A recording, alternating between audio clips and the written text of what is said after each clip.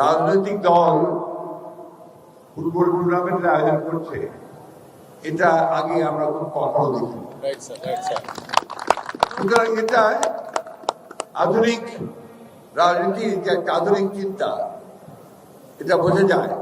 সেই চিন্তা আমাদের দলের ভারপ্রাপ্ত চেয়ারম্যান জনাব তারেক রহমান, আমি সেই জন্য তাকে আন্তরিক ধন্যবাদ কৃতজ্ঞতা জানাচ্ছি।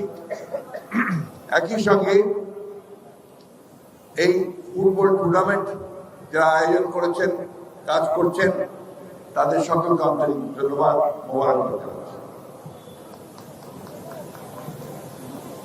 আমি যতটা বুঝতে পারি যে আমাদের ভারপ্রাপ্ত চেয়ারম্যান তারেক রহমান সাহেবের মূল উদ্দেশ্যটা হচ্ছে তরুণদের, যুবকদেরকে তিনি রাজনীতির একই সঙ্গে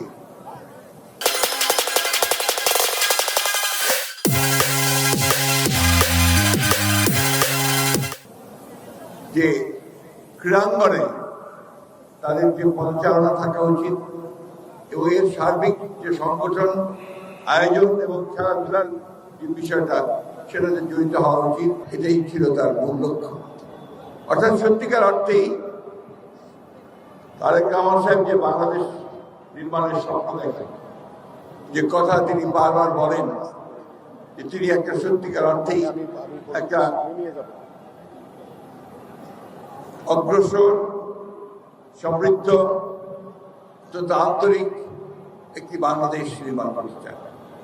সেখানে তরুণদের ভূমিকা দেওয়া হচ্ছে সবচেয়ে বড় ভূমিকা। আমরা সম্প্রতি দেখেছি আগস্ট মাসে যে ভয়াবহ যে ফ্যাসিস্ট যে সরকার, তাকে উৎখাতের ব্যাপারে সবচেয়ে বড় ভূমিকা যারা পালন করেছে তারা হচ্ছে ছাত্র এবং জনগণ। দীর্ঘ 15 বছর এই আওয়ামী লীগ ফ্যাসিস্টরা তারা বাংলাদেশ শাসন করে ফ্যাসিস্ট কায়দায় সমস্ত প্রতিষ্ঠানগুলোকে নষ্ট করে ফেলেছে। এই ক্রীড়াঙ্গন তার একটা বড় উদাহরণ। এবং এই ক্রীড়াঙ্গনকে কোনোদিন পূর্বে কখনোই দলীয়করণ করা হয়নি, তারা এটাকে দলীয়করণ করেছে। যার ফলে আমরা পত্র পত্রিকায় দেখেছি যে সমস্ত মেধাবী, ভালো, ট্যালেন্টেড যে সমস্ত খেলোয়াড়রা ছিল, তারা কখনোই সেই সুযোগ পায়নি। আজকে আমি এখানে রাজনীতির কথা বলবো না।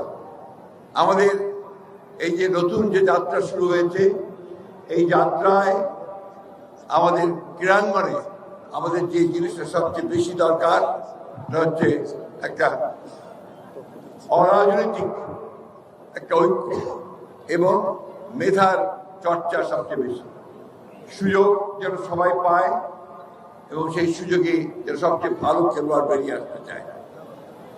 আমাদের এই দেশের তরুণ যুবকেরা, মানুষেরা ক্রিকেটের খুব ভক্ত হয়েছে ইদানিংকালে, কিন্তু একটা সময় ছিল যখন ফুটবল ছিল সবচেয়ে বেশি এখানে একটা জনগণের প্রিয় খেলা।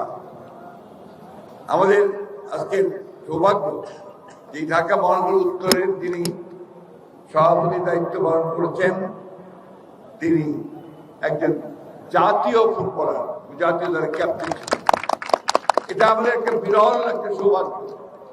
এবং আমি মনে করি এই যে একজন খেলোয়াড় রাজনীতিতে এসছে, এতে রাজনীতি কিন্তু সমৃদ্ধ হয়। কারণ খেলোয়াড়দের যারা খেলাধুলার সঙ্গে জড়িত থাকে, তাদের মনটা অনেক উদার হয় এবং তারা সমাজের বা যে সমস্ত আপনার কাজগুলো আছে, যেমন মাদক বা অন্যান্য বিষয়গুলো আছে যা গ্রহণযোগ্য নয়, সেগুলো থেকে কিন্তু বেরিয়ে আসতে তারা সাহায্য করেন। আজকে এই যে আয়োজন, এই আয়োজনের পিছনে এটাও কিন্তু আমাদের ভারপ্রাপ্ত চেয়ারম্যান সাহেবের একটা উদ্দেশ্য, যে আমাদের তরুণরা যেন বিপথে না যায়, তারা যেন মাদক বা অন্যান্য যে অপরাধ জগতের সঙ্গে যেন জড়িত না হয়, তারা যেন মাঠে আসে, যারা খেলছে তারা খেলবে এবং যারা দেখবেন তারা দেখবেন। এই যে নির্মল বিনোদন, এই বিনোদন আর কোথাও পাওয়া যায় না। আমি বক্তব্য করবো না, সবাই ব্যস্ত আছে খেলা দেখার জন্যে। আমি মনে করি যে আয়োজনটা একদম নতুন, বাংলাদেশে রাজনৈতিক দলের ক্রীড়া প্রতিযোগিতা আয়োজন করে এটা একেবারেই নতুন। এটা আমি স্বাগত জানাই, ধন্যবাদ জানাই, কৃতজ্ঞতা জানাই। একই সঙ্গে এই টুর্নামেন্টের সাফল্য কামনা করি।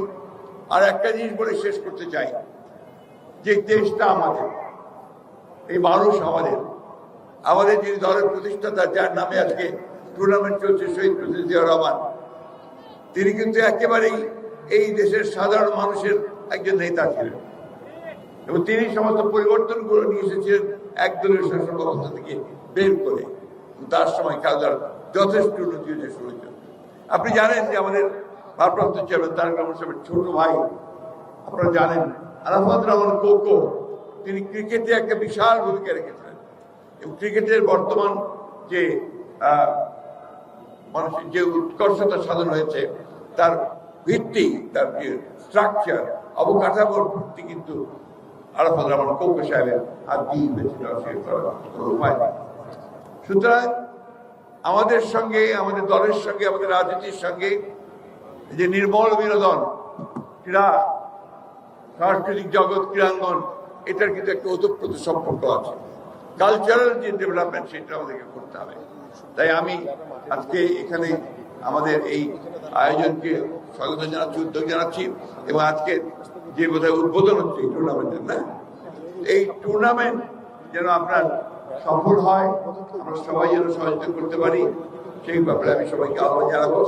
আসুন আমরা আমাদের ভারপ্রাপ্ত চেয়ারম্যান তারেক রহমান সাহেবের যে স্বপ্ন, সেই স্বপ্নকে বাস্তবায়িত করার জন্য, আমরা একটা নতুন বাংলাদেশ নির্মাণের জন্য আমরা সবাই একসাথে একজোট